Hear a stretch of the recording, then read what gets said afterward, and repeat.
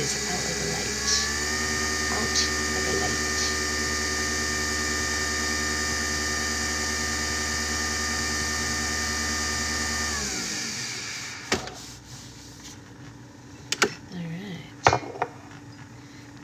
If I purchase a signed copy on the shop, can I send you a message who to address it to? Sure. Yeah, of course. Always. Whatever you need. I need to order more books. I'm down to my last 3 copies in-house, so I need to order more today. Maybe I will do that today. And so it reminds me, how do I control myself and not get the 2 new carriers they're getting ready to drop? What are they getting ready to drop? I'm not even allowing myself to look anymore. Tell me, Mary. Tell me everything. It's so hard. It is a good problem to have, yeah. Hey, babe. Can you do me a favor? Yeah. Can you send me a text message to order more books so that I do it when I get off live? Order more books? My book? Oh. I'm down to my last 3 copies, and someone bought one yesterday and someone's buying one today, so I'm going to be down to 1. I need more. Order more books. One of them is a light blue with a reindeer. Oh, you're talking about Ginger and you're talking about Ginger and Savannah, right? Yes. Yes, I did know that. I did know that. I'm waiting out Alice, if I'm being honest. So that is keeping me waiting because I heard that Alice is returning and I'm going to trade almost anything to get Alice. That's a fact. That is a fact. Okay, let's put you guys on the tripod. We have special guest secret husband today. It's floral, Mary, but if you remind me, I'll show you later. It's very beautiful. For the prince. He is going to be reading for the prince today. As I told you guys...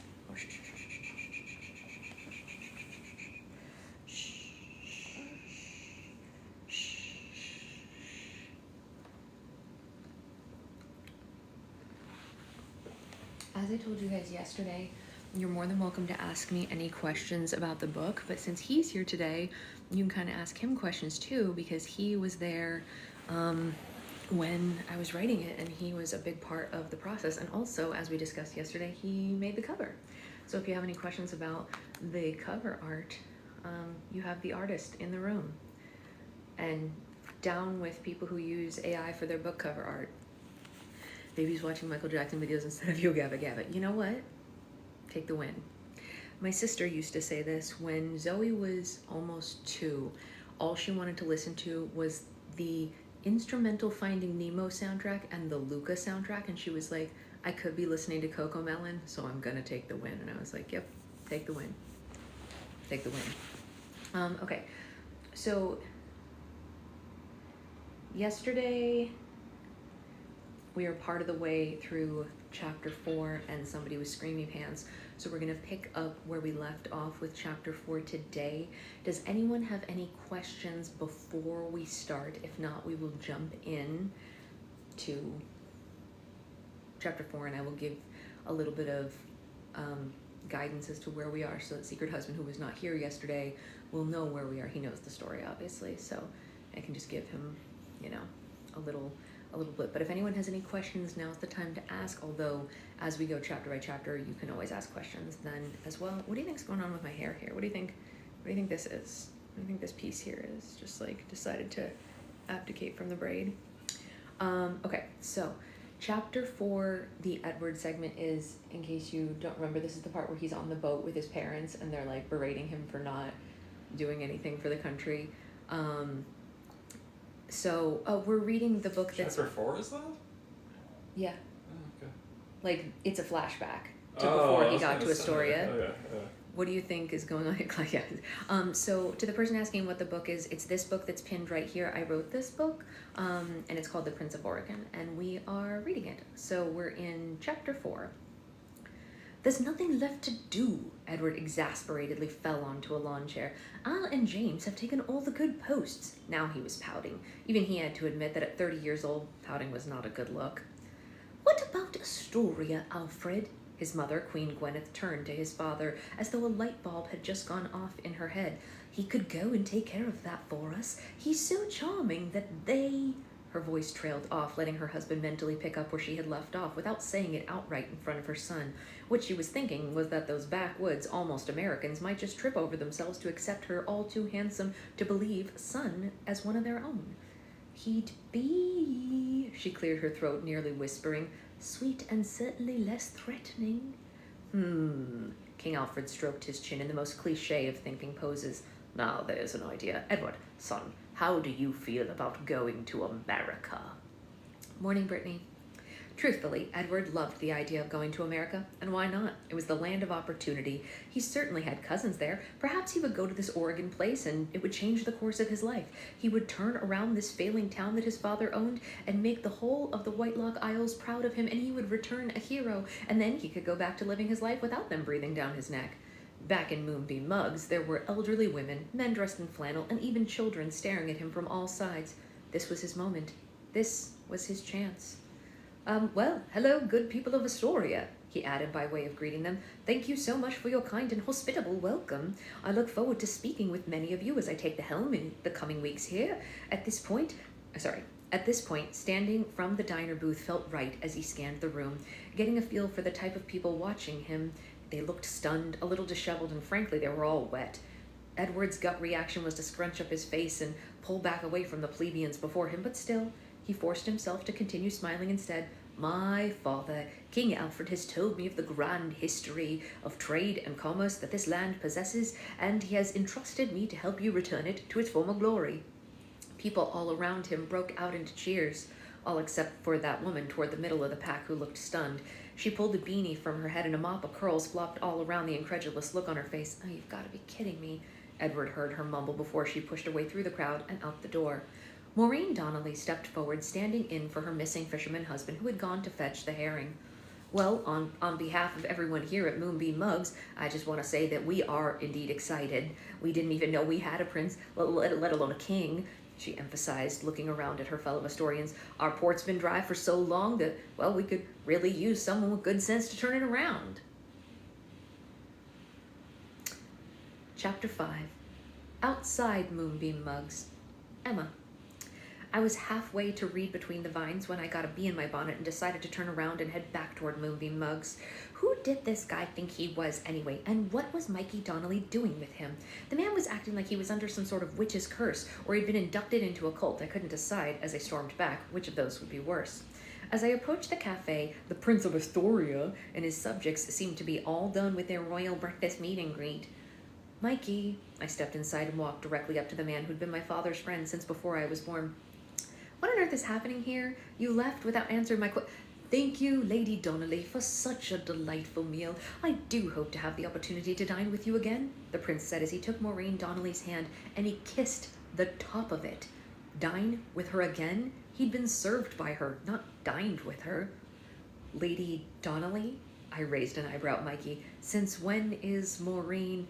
Emma, you gotta meet Edward. You're just gonna love the prince, was Mikey's reply. He seemed completely unfazed by his wife being referred to as Lady. Edward, I nodded, finally clocking the charlatan's name. You know, he's probably a grifter and not a prince, right? What? Mikey's eyes grew wide. How can you say such a thing? He's our ruler. He's the prince, and he owns Astoria. He owns Astoria, I said as my eyes grew wide. Oops, sorry. I nodded my head. Sure, Mikey. Now I knew this man had lost his mind. No, I'm serious. He's come to save us. He's our savior. He's the second coming of Christ, then. Well, no, he's more like the guy who's going to take on Keating and fix the issues with the pier and everything else we've been dealing with. You two should. I'm the one who's taking on Keating, Mikey. I'm the one who's been dealing with him and this for months, for years, actually. All my hard work, and this guy gets to just show up and take over on the back of a lion the 11 o'clock hour? Edward walked over to join us, waving at each person who had left the cafe. Pleasure, he told one. It was delicious, wasn't it? He told the other. Don't forget, you have to get your fanciest umbrella, he reminded yet another person. Fanciest umbrella? I swear, if my eyebrows raised one more time this morning, they were going to get stuck. Why, pray tell, do they need a fancy umbrella? Well, for the umbrella parade, of course. The man that Mikey called Prince Edward seemed completely unbothered by my question. Mikey, don't be rude. Introduce me to your friend here. A small smirk played across his lips. Hey, Amanda. Oh, at the gym. Look at you, fancy lady. Well, we were a little early anyway, so it's not your fault. We're just into the next chapter, so you're good. Of course, your Royal Highness, Mikey grinned. This here is Emma Prescott, daughter of Rick, the man who was kind enough to get us that herring for your breakfast this morning. Pillar of the community, upstanding family the Prescotts are. It was as though he was introducing us to the crown at my society debut. I had never heard him talk like this before. He was definitely under a spell. Enchanté. Edward reached for my hand this time, and I pulled it back before he could give me the Lady Donnelly treatment. Thanks. Nice to meet you, too. Although the tone of my voice told another story completely, I couldn't help it. So, what exactly is an umbrella parade? I picked back up where he'd so casually thrown that phrase out there, not bothering to explain himself. Edward shrugged. Honestly, I'm surprised that a town like this with so much rain doesn't have its own umbrella parade. That said, the umbrella parade takes place when all the children and their families are on their way to trick-or-treat, and they bring their fanciest and most colourful umbrellas to the centre of town. Everyone walks through the town together, and then they go off to their various neighbourhoods to collect their candy. We've been doing it in Whitelock for... He paused for a second. Well, honestly, I have no idea how long it's been going on. Hundreds of years, I'm sure. I see, I nodded, lips pressed firmly together as I soaked in this information. And Whitelock is the island that I'm from? He seemed shocked that I'd never heard of it. Man, this guy really could act. Right. What else could I say? This was all so ridiculous. You know, I'm definitely no geography whiz, so you'll forgive me for not having heard of your island. Prince Edward, Your Highness? A little girl walked up and tugged on Edward's pant leg. Can I use my pink umbrella for the parade even though I'm going to be a witch and it won't match my costume? This kid was cute. Too cute to be sucked into the snake oil salesman's cult so early in her life. Where was her mother to protect her? Edward crouched down, hands on his thighs to get closer to her height. This was an endearing move for sure. Trickster. You can use whatever umbrella makes you feel the fanciest. But if you need a witchy umbrella, you just say the word and Mikey here will get you one. You will? The little girl couldn't have been more than 7, and now she had stars in her eyes over this fake prince. I will? Mikey looked confused. I mean, yes, of course, Your Majesty, I will. Once the little girl ran off, I shook my head. You really shouldn't go getting kids' hopes up. Where's Mikey going to get her a witch umbrella in time for Halloween? Can't we just purchase one at the umbrella store? Now I had to laugh. The umbrella store. Okay, Edward. Can I call you Edward? I prefer Prince Edward, but I suppose I love it. Great. I gave him a thumbs up. Newsflash, bucko. We don't have an umbrella store in Astoria. In fact, I've never even heard of an umbrella store. Look, I don't know what game you think you're playing with everyone here, but you can't just get people's hopes up, take their money, and skip town. Edward fiddled with the cufflink on his sleeve. I assure you, miss, I have no need for anyone's money, nor do I intend to skip town anytime soon. From what I hear, this place could use a complete overhaul. It sounds to me like the people in charge of this town have done a decidedly unsatisfactory job of keeping things in order. The people in charge of... I stopped, eyes wide. Oh, well, yeah, I mean, yes, that part is true. They have. How did this slick stranger know about that? See? Mikey said, pointing at Edward. Emma, I told you the prince was going to set things right for us. Poor Emma. This is very confusing for her. How do you feel hearing it again all this time later? I love it. It's fantastic. The writer is very attractive. The writer is very attractive. That's ridiculous. What a ridiculous and statement. Talented. Attractive and talented. Wow. Whoa. Someone's got a crush on the writer of this book. Chapter 6. Well, I'm so sorry. I told you guys I would open the floor to questions. Does anyone have any questions? I'm glad you like their banter. Thank you. I worked really hard on that. And, oh, it's one of your favorite parts of the book? Now you said that's amazing. I love that. Yeah, I worked really hard to make the banter feel quippy and like it moved fast because I hate when dialogue feels slow. Do you feel that way? Whenever you're reading something and like the dialogue just doesn't feel like an actual conversation, because real conversation isn't just like, well, hello, thank you for, you know what I mean? Like, yeah, I mean, in general, the dialogue has to have a flow to it. Right, yes. and there's, the flow. yeah, It doesn't exactly. have necessarily have to be quippy or fast, but it has to have a good flow. I feel like in this It's case feel it has to natural. be quippy and fast for these two. No, for Yeah. your type of book it does. Yeah, it does. Yeah. I'm saying for like the types of books I read. Oh, no, not in your books, no. But in this type of book. I keep my signed copy of this book from the author. Aww, I'm so glad that you have a signed copy. Hey, Nikki. We're about to start chapter 6. Chapter 6 is called Prescott's Pacific, from Emma's perspective. I left my bookshop in the trusty hands of Sarah Beth, my best friend and my only full-time employee, so that I could visit my dad at his fish market. Prescott's Pacific was located on Pier 25, the very same pier that I had been fighting with Mayor Keating over for months. Dad, like the rest of the businesses located there, was struggling to stay afloat financially and, well, literally. The pier was in bad shape, but the city council refused to do a darn thing about it, and it looked terrible, dangerously bad, which is precisely why tourism had slowed in that area of town. That didn't stop my dad from showing up to work day in and day out, though, just like he had every day since he took the place over from my grandfather 22 years before. He woke up at the buck crack of dawn, walked a mile and a half from the house that he owned over to the water's edge. The thing about Prescott's Pacific was that it was a staple in Astoria, and it had been for generations.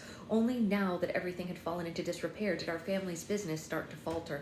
When I got to the shore end of the pier, I could see Dad standing just outside the store's entrance, dumping ice into a few buckets lined up on the ground. Fresh fish, of course. "Hey, honey," he called to me with a wave when he saw me coming his way. Dad, although in his 70s, was still sharp as a tack. "I got the catch of the day here, if you're hungry." "Hey, Dad." I greeted him with a customary kiss on the cheek. Years of doing my homework in this place had me accustomed to the smell that he emitted. "I think I'm full right now, to be honest." Wiping at his brow with the back of his gloved hand, he asked, "Well, if you didn't come here to eat, then what do I owe this midday visit?" "Never come this way while the shops are still open." "Dad," I didn't exactly know how to start this, "did you talk to Mikey this morning?" "Donnelly?" he asked as though there were another one, which there wasn't, at least not in our lives. "Yeah?" "Sure did. He came in here like a bat out of hell around 9 a.m. looking for a few pounds of herring. Strangest request the man's ever given me. Isn't our most popular fish, so I did have enough around." Dad left, more amused than I was with the strangeness of the situation. I bit my lip, debating how to continue. Did he tell you possibly about his new friend, the prince?" So he had told him. Dad continued his work as usual, unbothered by the mention of a royal soaring into our town. "Yeah, I just, well, I think he just maybe ought to be a little bit more careful," was how I chose to go on. "This guy doesn't really feel trustworthy. What if he takes Mikey for all he's worth? What if this is the newest in a string of scams targeted at small town folk? What if we're living in the real life version of the Music Man and he's going to dupe everyone into, honey, playing 76 trombones in the big parade? Honestly, sweetheart, it's not that serious." He shrugged, motioning for me to follow him as he dragged the now filled buckets back inside. "Here, let me help," I offered, grabbing one of the handles in each hand. "But yes, it is that serious, Dad. People don't just show up claiming that they're a frickin' prince. Sorry, but that's just weird." "Well, maybe he'll be good for Astoria," Dad offered as we pushed through the door of Prescott's. This place was an open-air kind of market, covered by the roof of the pier's buildings, but not entirely inside, leaving us to the elements all year round, which in late October meant cold and misty. Sure, we were out of the direct path of the rain, but I wasn't about to remove my jacket. How could someone who's literally living off Mikey Donnelly be good for Astoria? What purpose would he serve? Oh, you like that Music Man reference? Yeah, that was good, right? Somebody asked me yesterday if I put in any, like, little personal jokes or whatever. I guess the Music Man isn't a personal joke, but it is a joke only if you're, like, a musical theater person. So, well, I guess it's known by more than just musical theater people. But anyway, that's one of my things that I threw in there. Harold Hill is the classic grifter, if you will. That stung, given that Dad knew how hard I missed a spot. Sorry. How could someone who's literally living off Mikey Donnelly be good for Astoria? What purpose will he serve? Well, honey, I'm not sure what you mean by living off of, but Mikey tells me that the prince has money, so maybe he's gonna fix things here. Someone's got to. Well, that stung, given that Dad knew how hard I'd been working and trying to do just that. Well, he certainly didn't pay for his breakfast or the herring that you gave them. How do we know he even has money? I held up my hand, stopping Dad from arguing this point with me. And, Dad, he says he owns Astoria. Owns it. Maybe he does. What? I didn't want to scream at my dad, but I wanted to scream at my dad. Had this con man already reached and recruited my own father? Dad, I said sharply, grabbing his shoulders to make him look me directly in the eye. This man does not own Astoria. What if he does? How? Dad, we're in Oregon. This is the United States of America, and it is not a monarchy. Isn't that the whole idea behind this country? That we're free? Are we? Are we what? I narrowed my eyes at him. Free? I certainly hope so. In America.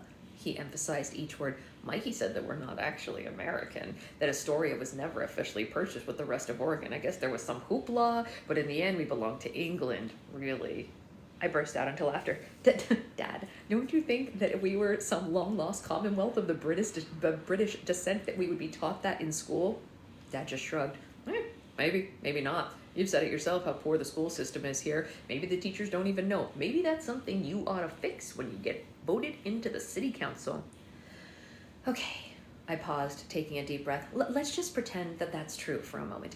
Even if Astoria was, or whatever, is owned by the United Kingdom, what does that have to do with Edward of Finsgate or Whitelock or whatever he actually is from? Why does he have 2 titles anyway? My outburst was louder than I intended it to be. Sorry. I calmed myself with a hand on my forehead. Emma. Dad reached over and pet my arm by way of trying to soothe me. Mikey says that one of the British queens, can't remember which one he said now, gave Astoria to the prince's father, grandfather, or something, I don't know. Honestly, I was only half listening when he came in here raving about it, but it sounds like we may not be as American as we thought.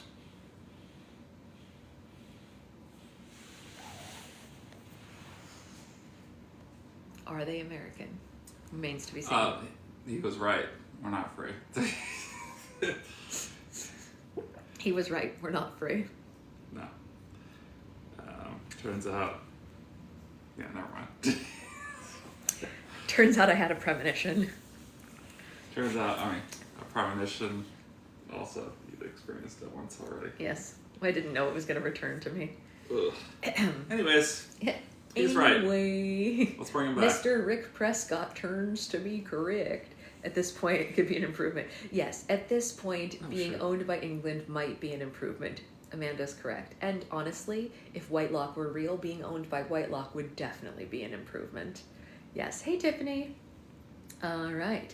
So it is time for, this is a little different than our usual book because as I told you guys before, my chapters are done by like scenes. So it's not like when we read other books that we've read where like a chapter takes like 30 minutes to read. Some of these chapters are really small, so we go through more of them because of that. But as I also mentioned yesterday, a lot of the reviews of my book, especially by people that I didn't know, they specifically point to that as like a thing that makes it easier for people who are non-readers to read, which I found very lovely to hear. A lot of people were like, I don't usually read, but this made it easy. And I was like, huh, good to know. The structure of the chapters and how they're not like long and belabored. Oh, yeah. People who are not like avid readers. Exactly, Nikki. Yeah. People who don't usually read or don't usually read this style of book found it easier to read because it wasn't like super long, whatever type things. Anyway, Chapter 7. Chapter 7 is called Breakfast with Mikey, and it is from Edward's perspective. After a full day of shaking hands and kissing babies by way of an introduction to Astoria, Edward knew that it was time to hit the ground running. They settled in for breakfast at Moonbeam Mugs again, but this time Mikey convinced him to try a local favorite, biscuits and gravy with a side of coffee. When the waitress set the plate in front of him, Edward refrained from making a face. "Oh, thank you so much." He smiled politely at the girl serving them, who lingered just a bit too long at their table, her eyes glued to the prince. This, Edward knew, was exactly what his mother had assumed would happen here. "Lucy," Mikey snapped his fingers, not to be rude, but just to bring her out of her trance. "We're good here. Thank you." "Oh, of course." She excused herself and ran back to her post. "All right, well, dig in, Your Majesty," Mikey exclaimed, cutting into his food and shoveling a large bite into his mouth. Edward, although hungry, started with the coffee. Yes, of course he'd had coffee before, but as he told Mikey on the drive over, that didn't mean that tea wasn't the staple breakfast beverage of Whitelock. "We really aren't big on the beans," he said with a nervous chuckle, bringing the hot brown liquid to his lips. "Yeah," Mikey drew out the word, cutting into a sausage, "but you're in the Pacific Northwest now. Coffee is what we do here, Your Highness." The unlikely duo of a portly mid-50s fisherman and a fit 30-year-old prince from a small European principality sat silently for a few moments as they noshed on the food before them. Finally, a few bites into the meal, he decided, well, it wasn't all that bad. Edward wiped his mouth rather delicately and cleared his throat. As much as I've loved this tour of Astoria's best, I do think today I must get down to business. I can't very well fix the problems with your town sitting here, now can I? Mikey, for his part, wiped at his mouth with the back of his hand, although he'd forgot there was a napkin within reach. Excuse me, as though he'd forgotten. Of course, Prince. Well, what did you have in mind? Well, now that Edward thought about it, he wasn't really sure. He laid awake at night the day before, thinking about how quickly this had all come together. Barely a week ago, he was on his father's yacht off the coast of Saint-Tropez, and now he was sitting in a cafe in Astoria, Oregon, looking out a picture window at the pouring rain. Nothing about this felt right or normal. What he should have done was demand that his father send word ahead about his arrival. Why hadn't he done that anyway? Why didn't he ask his parents for help with the plan, or at least had done a little bit of research on the place before he got here? Yeah, that would have been altogether too smart. Instead, as flippant as ever, he boarded an aircraft without a real strategy in place. He expected, if he were honest with himself, to land in Oregon and find that the people of Astoria had been waiting for their prince to come and overturn this lackluster local government, that he would ride in on his white horse and they'd throw confetti, they'd hold a parade even. But that certainly hadn't been the case. While the people of Astoria did welcome him with open arms, it was more of like a visitor, a foreign dignitary brought to their soggy soil for a jaunt. Women stared, men wanted to shake his hand, children asked questions, but none of them seemed to realize that he was there to rule, to take over in the name of his father, the king. As after far too long stuck in his head, Edward answered, "Well, perhaps I should speak to whoever's in charge, the Lord Mayor." Lord, Mikey's coffee almost came out of his nose with a snort. He would sure love to hear you call him that. I'll take you to City Hall, but don't you call him Lord, Your Majesty. That man is already far too big for his britches. That family's been running Astoria into the ground for generations. Edward raised an eyebrow, his last sip of coffee just passing his lips. How's that? Mikey shrugged. Well, I suppose it's all the little things being left undone that brings a place like Astoria down in the end. I'm sure neither Vernon Keating nor any of the rotund men that came before him meant to screw things up for us, but here we are, and we certainly are screwed up. I see. The prince cleared his throat. Well, I am here to fix that, of course. My family is dedicated to ensuring that Astoria is returned to its former glory. Mikey laughed. I don't know if you can call it glory, but we were formerly something better than this. And with that, Edward waved over the same young lady who had been helping them prior. He reached into his wallet and he handed her $100. Oh, let me get you some change, Your Royal Majesty. And she started to walk away, but Edward stopped her. No, please, keep the change, he said, and he stood up from the table. I'm sure we'll come again. Thank you for your hospitality. The man might have had a playboy reputation back home, but that didn't mean that he was raised without proper manners. Mikey looked impressed. Oh, well, thank you for breakfast, Your Highness. Least I could do, considering how much you've done for me already. Now, would you please be so kind as to give me a ride to City Hall? I do need to speak with the mayor. The mayor's office. Edward. Oh, this is one of your favorite parts coming up. Do you remember it? Yeah, I think so. You think? Yeah. Go for it. I forgot until just then. Want me to read one parts? What? That'd be funny. Mikey pulled his car up to the front entrance outside City Hall, getting Edward as close to the door as he could. Well, here you go, sir. He jumped out into the rain just as he had done previously and held the door with a bow. Edward slid from his seat on the passenger side of the old truck and stepped out. You know, Mikey, a small smile crossed his face, you don't have to do that. I might be a royal blood, but I've opened car doors for myself several times in my life, honestly, more times than not at this point. Mikey shut the door behind him and pointed to the ground that they stood on. I'm gonna come pick you back up right here in this spot in, say, I don't know, an hour? You think that'll be enough? You're not coming? He'd known the man for less than 3 calendar days, but he'd become sort of an Astorian security blanket for the prince, being his only friend in the area and all. Nope. Wife's got a whole list of errands for me to run now that I'm back home. She loves you, don't get me wrong, but she's a bit sore at me for taking so much time to show you around yesterday and not helping with the duties of the house. Mikey shrugged. Happy wife, happy life. Remember that. Edward nodded. No, I see, of course, yes. He knew that he couldn't expect this man to drop everything and attend to his every whim. Besides, what help would Mikey Donnelly be to speaking to the Lord Mayor anyway? Mayor. You go on in, you get things straightened out with the officials, and don't you worry, I'll be back to pick you up. You won't be stranded. And he called that out as he climbed back into his vehicle and rode off with a wave. Then Edward was alone in Astoria for the first time, save for the time spent in his hotel room, of course. He stared at the building in front of him. It looked like a prison. I can do this, he mumbled to himself, taking slow steps toward the door. He forced himself to stand up straighter, fuller. He was a prince, after all. Not just any prince. He was the prince of this land. They owed him answers and respect. Inside, he approached the desk, behind which sat an angular-looking woman who appeared too tall for the chair that they'd given her. Sign in, she said, shoving a clipboard across the desk toward him. Oh, He blinked, surprised by this, but rather than argue, he just wrote his name on the paper in the slot marking who he was there to see. He simply wrote, Mayor. You got an appointment with the mayor. The woman's face got even sharper when she raised an eyebrow at him. Well, no, but I do need to speak with him. She shook her head. No can do. You need to make an appointment. Mayor Keating is out for the day. Town business. I see. Well, who is available to speak to me? Among his deputies, perhaps Miss... Edward leaned over to read the nameplate on her desk. Miss Davis. She clicked around on the computer for a moment, checking the calendar to see who was available, or at least who was in the office for the day. Looks like the town commissioner, Mr. Williams, is in today. And then she picked up her telephone, held the receiver to her ear, and then stopped herself. Wait. She pressed her finger to the switch hook. What should I tell him this is about? Edward smoothed his shirt nervously. You may tell him that Prince Edward Grafton Windermere III, Duke of Finsgate, is here to speak to him about the future of Astoria and Astorians as it pertains to Whitelock. Silence hung in the air for longer than usual. The woman on the other side of the desk stared at him with her mouth slightly agape, and she finally croaked out, What? I am Prince... No. I heard you. She stopped him from giving his whole title again. Is this some kind of joke? The future of Astorians as it pertains to what lock?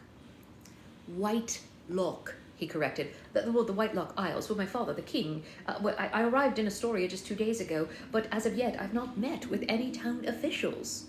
She replaced the phone's receiver into the cradle. I'm going to level with you, young man. I have no idea who you should speak to. We've never had it. Are you a real prince, or is that some kind of... She didn't even know what to say. She wanted to ask if it was a joke, but the person standing there looked extremely serious. As luck would have it, at that moment, a man dripping wet in a trench coat walked in from the showers outside. Morning, Jerry, he said to the woman that Edward had thus far known only as Miss Davis. You know what? How about him? She motioned Edward to the man walking by. Mr. Brown is the deputy mayor. Perhaps he can help you. The man in the trench, now known as Mr. Brown, stopped, tilted his head at Edward, and looked him up and down. How can I help you? Well, it seems this gentleman here is coming to claim this land for the king, Jerry Davis said. Pardon? The man said with a chuckle. Edward cleared his throat, feeling the warmth rise in his cheeks. No, not exactly. This land already belongs to my father, the king. We don't really need to claim it when it's already a hostile takeover, then. Mr. Brown was still smiling, as though he, too, thought this was some kind of joke. Edward did not find this funny. Hostile? What? No. Who put you up to this? Was it Benny?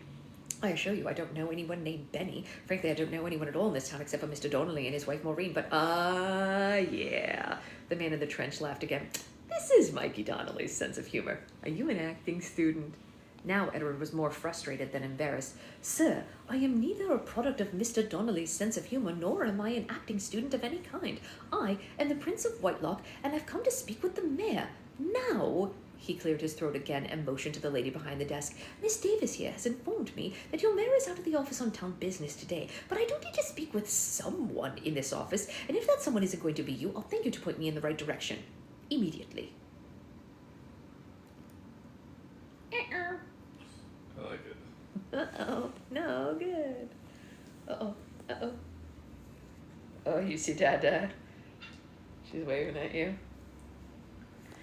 You want out to go see Dad? Okay, hold on. Yeah, he's very no nonsense. It's true. The prince is no nonsense. You want Dad? You want to sit with Dad for the rest of this? Hey, sweetie. Oh, sorry. They're just hanging out.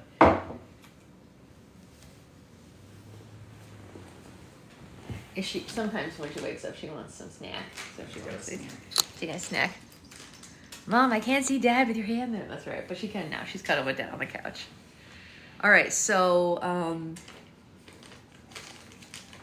let's continue because it's about to get pretty good, I think anyway.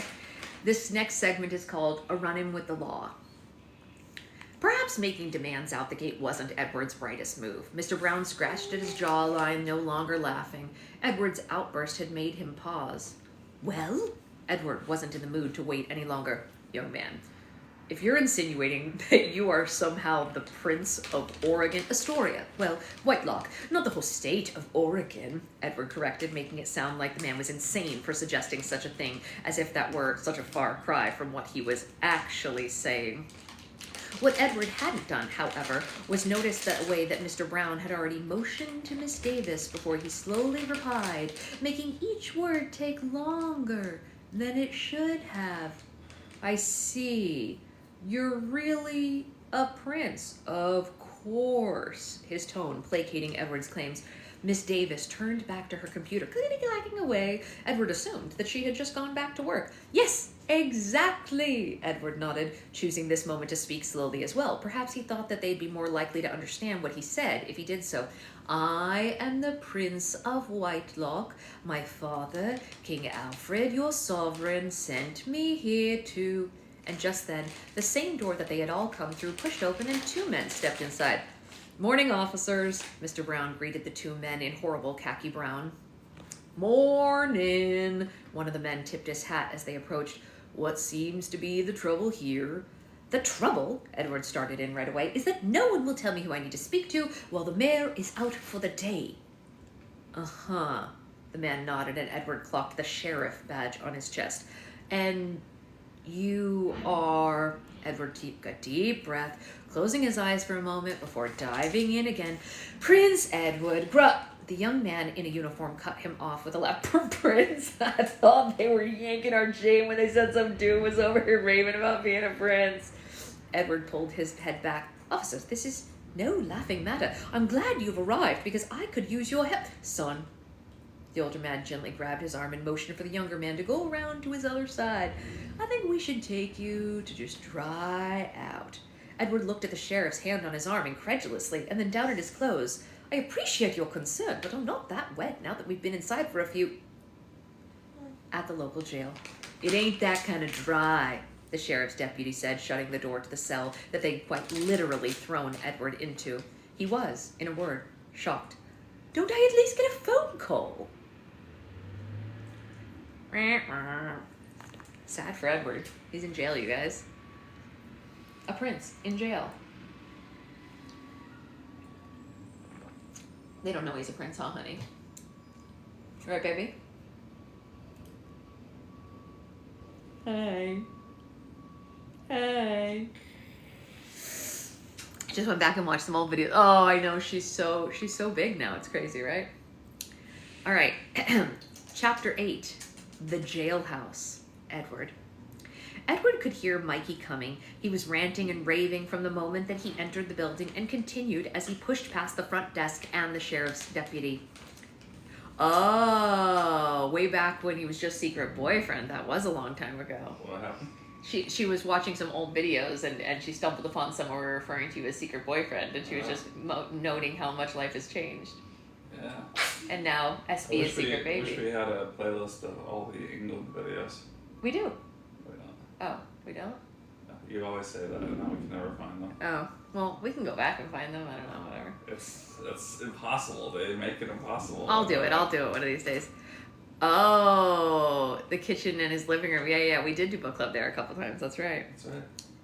You don't understand. Mikey's voice carried almost too well. You can't just throw a prince in jail. He owns the whole damn town. You think he's just going to let you keep your job after this? The sheriff followed on Mikey's heels as he approached the cell they were holding Edward in. Now, Mikey, you gotta cut this out or I'm gonna have to throw you in there with him. He was drunk and he was threatening people down at City Hall. Blessings. Blessings be upon you. Oh, Nikki, he's talking about the videos. We made some really funny videos when we went to England. They're pretty funny. Yeah, there's one where Well, there were the sheep ones. There were a lot of sheep. The bridge one. The bridge was funny. The sheep were funny. I'll find the one them. where I didn't understand what you were telling me. About what? It was like some phrase he used and I couldn't understand it. Oh, I was quoting Mean Girls at like 4 a.m. and he was like, "What are you talking about?" We were going hiking in Scotland. Yes, at literally 4 a.m. because we wanted to get to the top of the hike before sunrise. That was wild. It was the most beautiful thing ever. Highly recommend. It was the Old Man Store. Yeah, Casa Videos. Very good. All right, sorry. Edward's... the tour video where I was annoying you the whole time. The tour video?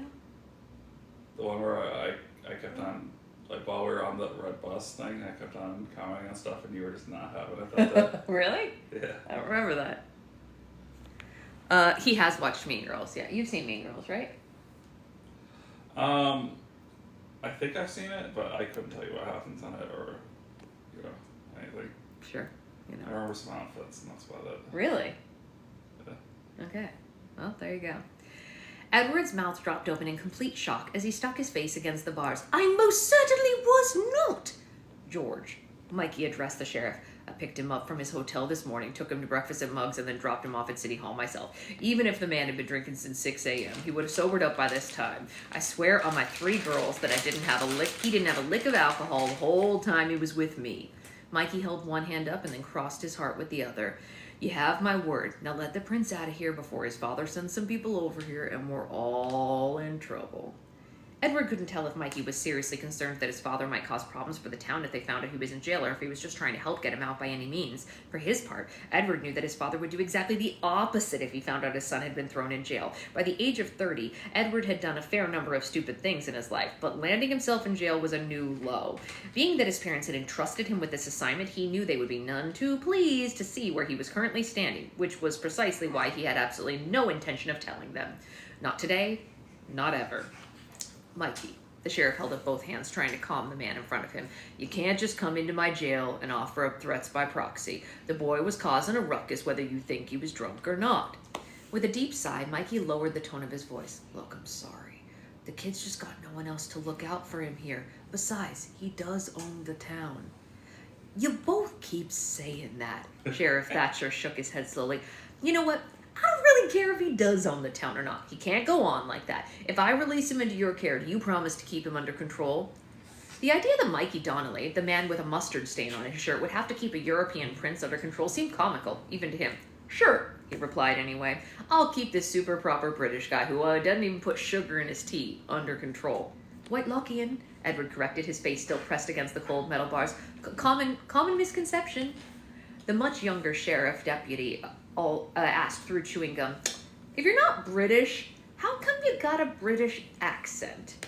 If Mikey had been honest with himself and Prince Edward, he had been wondering the same thing for days now. "Holdover from former occupation," Edward replied nonchalantly. He'd gotten that question a lot over the years. "You got your British accent from a job?" Edward shook his head. No. Occupation, like, you know what, never mind. "I sound British because we used to be the same country. Can I please be released now? I promise not to return to City Hall until I have proper documentation or invitation. Is that good enough for you?" What do you think? Is that good enough? I love it. I wanted to throw that in because that happens so much in like movies where like something is just never explained and you're like, why is that like that? And so I wanted people to just ask him like, why do you have a British accent anyway? Because I don't know, I couldn't think of what a white lock accent would be, I guess. I don't know. Well, there isn't one. Well, it's probably slightly different, but close enough that nobody in Oregon would be able to tell, right? Right, Sneezy Pants. Right. You like Mommy's book? Yeah. You're not talking over it, so there's something to that. We're eating. What? We're eating. We're eating. Okay. And we're sharing with Daddy. And we're sharing. Although we're not truly sharing with Daddy. We're not truly sharing with Daddy? We're play sharing. Oh. Even though I'm trying to eat it because they actually taste pretty good. You know what Susan said? Yesterday when I was giving her those, she said my husband's favorite is mango vanilla also. So good. You think that's funny? I was like, I could actually just sit and eat these things. It's not good. Yeah. That's funny. That is funny. That is her favorite flavor. And Susan's husband's favorite flavor also. You want another one? Yeah. Bless you, baby. Mango vanilla. She loves these. Yeah. All right. Chapter 9 is Emma's perspective. It is called You see Read Mama? Between You see the Mama? Vines. I think I found it. What'd you find? Well, my UK videos. Oh, very nice, very nice. Sure.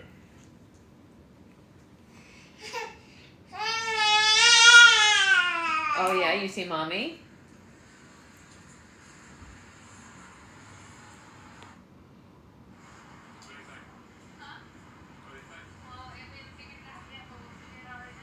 What is this? I can't see anything because I don't even know what you're watching. We're on the bus. Oh. All right, you want to turn the sound off so I can keep reading? I want to find the one where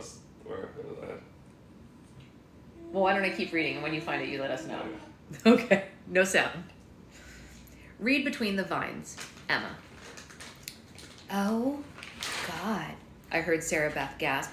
I was under the counter pulling wires, trying to make our printer actually, print. Shocker, I know. What? Ouch! I hit my head trying to look up and see what she was gasping about. Emma!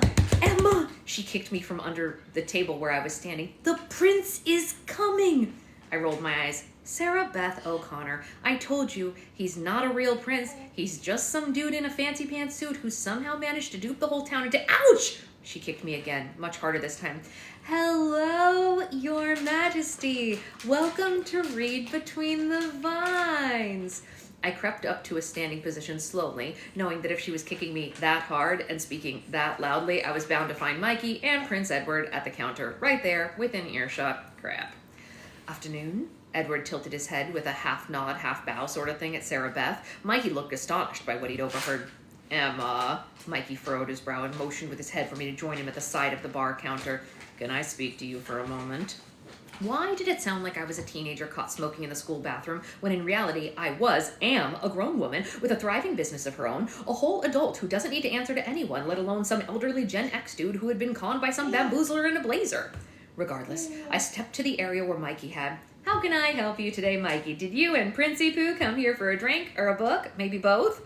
The sarcasm was dripping, and he seemed less than amused by my tone. Emma? What? Mikey, let's get real for a second. What are you even doing with this guy? Have you gone to work at all in the last few days, or are you playing hooky on the back of some empty promises from the king? I jerked my head in Edward's direction. He's the prince, Emma, not the king. I rolled my eyes. You know what I meant. And how do we even know that he'll be a good leader? What if he's a fascist monster that ruins our lives? He owns Astoria, he said matter-of-factly, ignoring my second question. I crossed my arms. He does not own Astoria. We're not even sure he's a real prince, Mikey. In fact, I'm pretty sure he's not one. Where's his bodyguard? Well, right now, that's me. And of course he's a prince. Just look at him. He jerked his thumb in the direction to where Edward was leaning on the counter towards Sarah Beth, suave as ever, still in a suit. Did he own anything else to wear? What makes you so sure he owns our entire town, Mikey Donnelly? He's got the deed, he said matter-of-factly. Okay, wait, this was new, so I perked up. He's got the deed? To Astoria? Read it myself. You read it. I tilted my head. I skimmed it. With a deep breath, I continued. You skimmed it. Okay. Mikey burst out a little louder than he'd been speaking up to that point. Okay, I took his word for it, but the story checks out. The story checks out with who? And what exactly is the story? At that moment, Edward paused his flirtatious conversation with Sarah Beth and looked over, making it clear that he could hear us the whole time. Shall I? He asked Mikey, who just waved him in my direction as if to say, Be my guest, Your Majesty. Ahem. Edward stood up straight, clearing his throat, as though a proclamation were coming, and he straightened the ends of his now unbuttoned suit jacket. Astoria, this very town right here, he pointed toward the ground for emphasis, was originally founded and owned by John Jacob Astor. The billionaire? Sarah Beth asked. Millionaire, technically, Edward went on, although I'm sure if you account for inflation in today's market, it would probably be considered. Continue! I waved my hands around, frustrated by the aside about Astor's finances. Are you his long-lost great-grandson or something? Father's brother's cousin's former roommate? The quote from Spaceballs fell out of my mouth before I could even stop it. All three people turned to look at me. Sorry. I shrunk back a little. Go on. Thank you.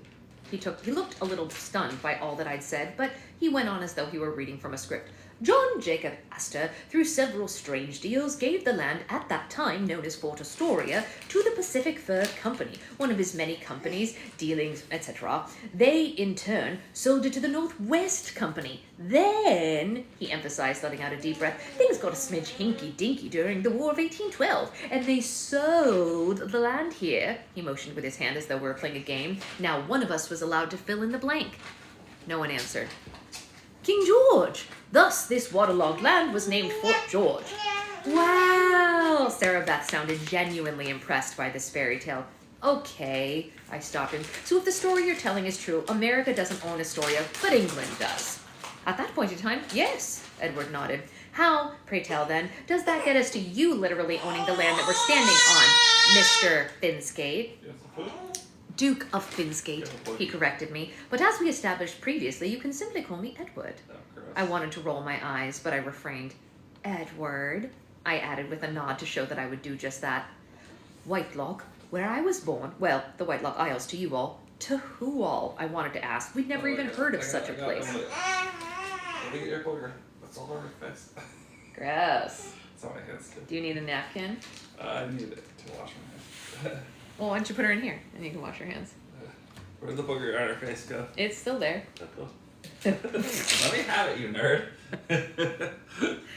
Dad life. Do you need help? You didn't want the booger. I know you didn't want the booger. She might have wanted the booger. That's true. She might have wanted it. Put it on my hands. Yeah, she can sit in here. You want to taste them? No. Not you, her. Still gross.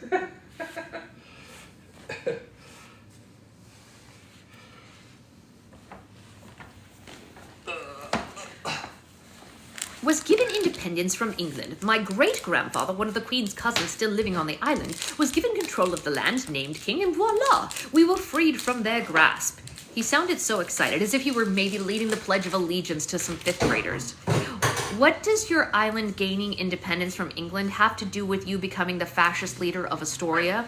Oh, of course, apologies. One correction right quick, we aren't fascists. In any event, he seemed to have gotten carried away with his history lesson. Queen Victoria gifted a number of small parcels of land to our first king, as mentioned my great-great-grandfather, as a peace treaty. Astoria was one of them, which means I own Astoria.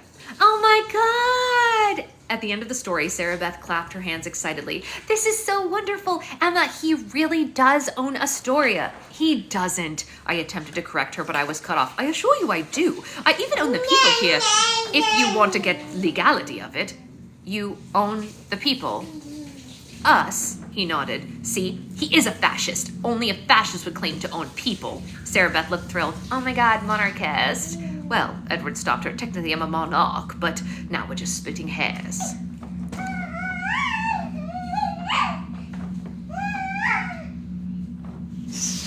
She's going, hey.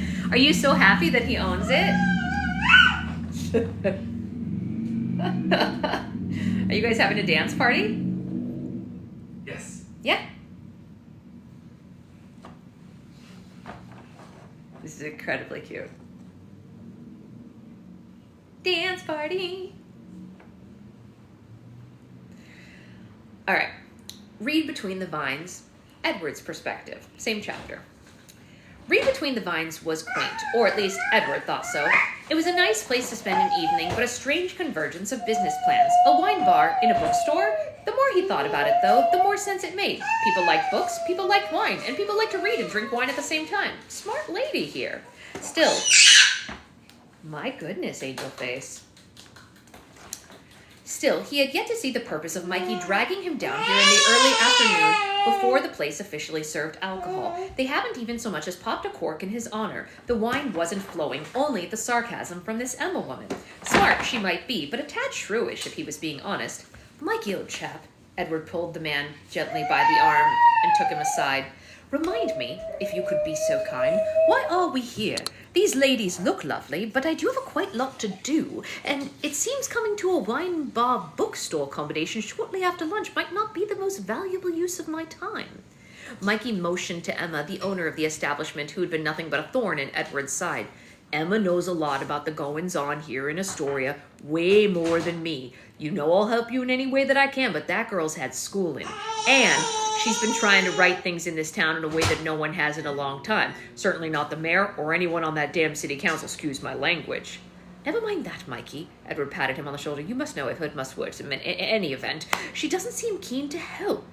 They looked over at Emma, who had rejoined her employee Sarah Beth behind the counter. She'd gone right back to work, but was all but ignoring their presence, or so they thought.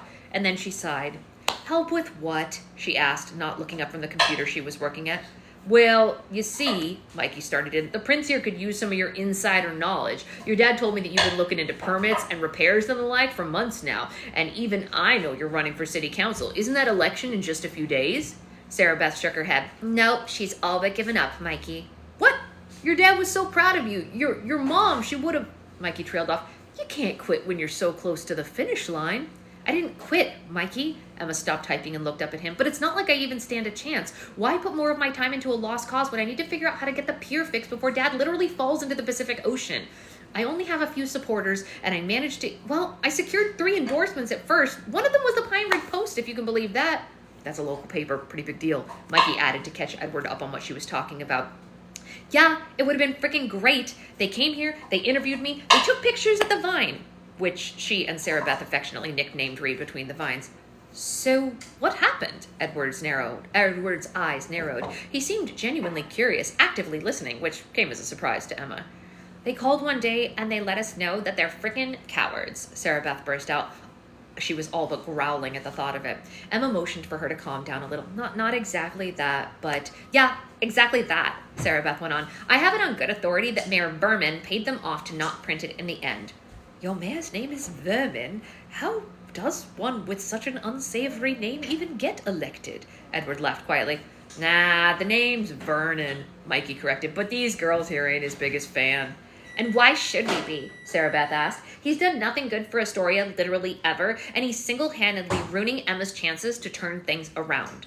Listen, we don't know that he paid off the post, Emma started. Oh, we know, Sarah Beth said, and she rolled her eyes, picked up a rag, and started to clean the countertop in rage. But, Emma continued, eyeing her friend, it was suspicious timing, and the journalist I was working with did say that the higher-ups put a hold on any further endorsements in this election cycle.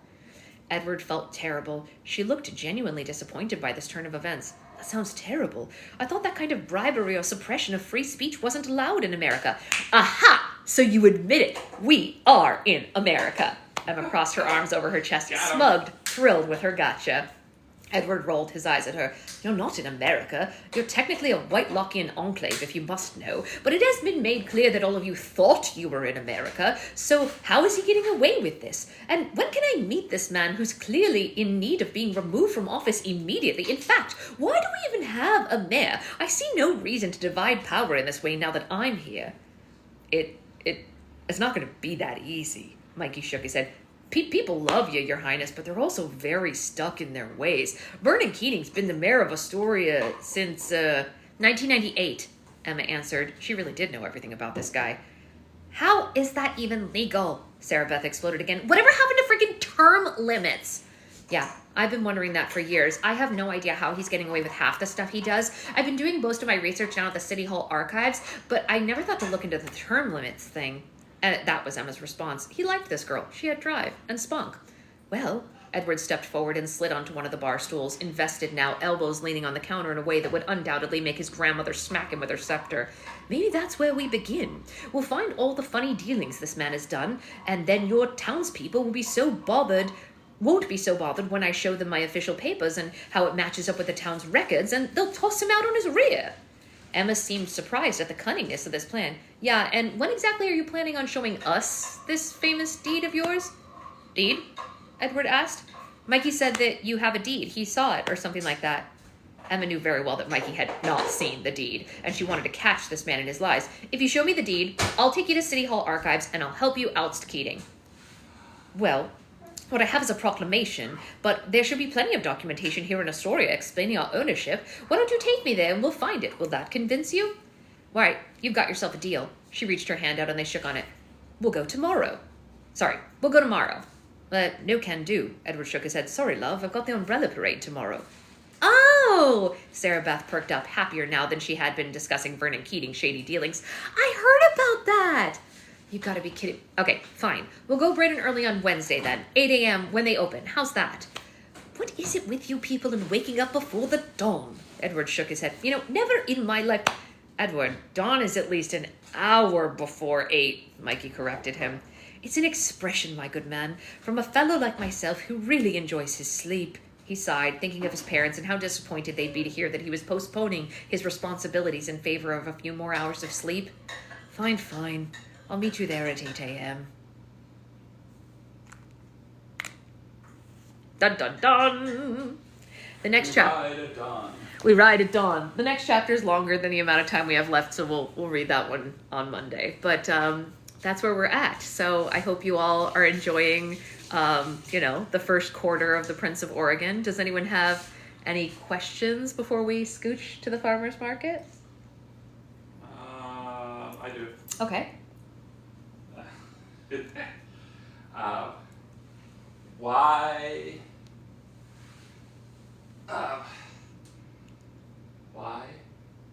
is my baby so cute? Oh, genetics. Next question. She was so serious, so she was like, Okay, well, that is, how does Secret Husband feel about meeting before dawn? How do you feel about having to get up before dawn? I hate it. He hates it. I did it today. He did do it today. We don't know why. Sweet Angel was actually being pretty quiet this morning. Oh, so that's not her. It was definitely not her this time. Hey, Angela, how are you? All right, well, as we are continuing, if any questions arise for you all, feel free to write them down so that you can ask them in real time. I was listening to you thinking this would be a very cute movie. Right? That's what I wrote it hoping that it would be a Hallmark movie. Like, that was the plan. So I was thinking about that while you were reading it, and I was like, actually, it'd be more cute if it was like an indie film. Sure, okay. Hallmark movies are so low quality. Okay, fine. Whatever, but like a cute little rom-com. The football podcast I listen to, because now they do like that one football Christmas movie every year now. Yeah. Does like we should watch like it, a live right? watch of that while commenting. Yeah. And I was watching it, so I was listening to it while I was working yesterday. And it's so bad. It's. But like, we should watch it. I want to watch it. It's about the Bills. It's like a Bills. No, but I want to watch story. last year's. Oh, the Chiefs one? Yeah, because it's like Taylor, right? I assume. Well, she's not in it. No, but it's based on, I assume. No. Oh. Oh, not at all. Oh. No, I saw it. What a missed opportunity. No, it has nothing to do with Taylor or Total missed Travis opportunity. Kelce. It's It's just a Hallmark movie, but like she's a Chiefs fan from a small town like Kansas. Huh. The Bills one, she's a doctor. Ooh, big time. Yeah, but she's like a huge Bills fan, and the movie starts with her on a date with a guy. And not like, on the Bills. Not on the Bills. Just a guy. And like they're at a sports bar, and she keeps on only paying attention to the Bills game and not him. And he's like, "Oh, it's gonna work out." He leaves her in the middle of the day, and she doesn't care because she's so into the Bills. I don't know who Eric Martinez is. Who's Eric Martinez? Well, anyway, I do think that genuinely this probably could be a pretty cute little rom-com. Yeah, I think, but it's better than Hallmark movies. They're so bad. Or Lifetime or whatever they're. Hallmark. Yeah. They're shockingly bad. Well, I mean, listen, I would take their money if they offered it. Yeah, I'm just saying, it's better than that. The story is better than that. Like, their stories are so... Yeah, no, it's a pretty... I think I nailed the story structure. Their stories are not, they don't have good premises. They're just like, doctor, likes the Bills. You can always email me, Roxy. And best friend that looks like a like he lives in LA. Sure. But they both, they just see each other as friends. Well, he likes her, but she sees him as a friend. Oh, bummer, she's too into the Bills. Yeah. It's crazy, right? Yeah. All right, well, we're going to go to the farmer's market, and then we're going to go to UCLA for a language lab study for our little miss here. And we will see you all on Monday for more reading. And slime question. Go for it, Tiffany. Ask away. Last chance for questions before we scooch. Tiffany, I owe you beads. I know that. I'm looking for a bag to put them in. I'm out of mailers. What cubes are used in cubes? Are you talking about Jelly Cube? Jelly Cube is melamine sponge, but you want to get the ones that are not Mr. Clean Magic Erasers because those already have chemicals in them. You want just the plain melamine sponges that don't have any chemicals in them. So just search melamine sponge, just plain on its own. And then they just cut them up into cubes. That's right. Yeah, no problem. Happy to help. All right. See you all on Monday. Think about the book, gather your questions, and, Our baby has a question. She's raising her hand. What's your question? Why am I so cute? Born that way. What I was also going to say is if you know anyone who makes Hallmark movies or similar indie films, tag me in their posts and get them to make my book into a movie. Yay! Yay, Mommy. Mommy wrote a book. It was before you were born. It was before you were even in my tummy. Yeah. She wants to go to the farmer's market. It's true. She really does. This is her thing. We do it every week. Right, baby? We put her in a straw hat, and we get our tractor out, and we go to the farmer's market. Ah! Yeah, maybe, Amanda. Who knows, right? All right. I will see you all Monday. Bye.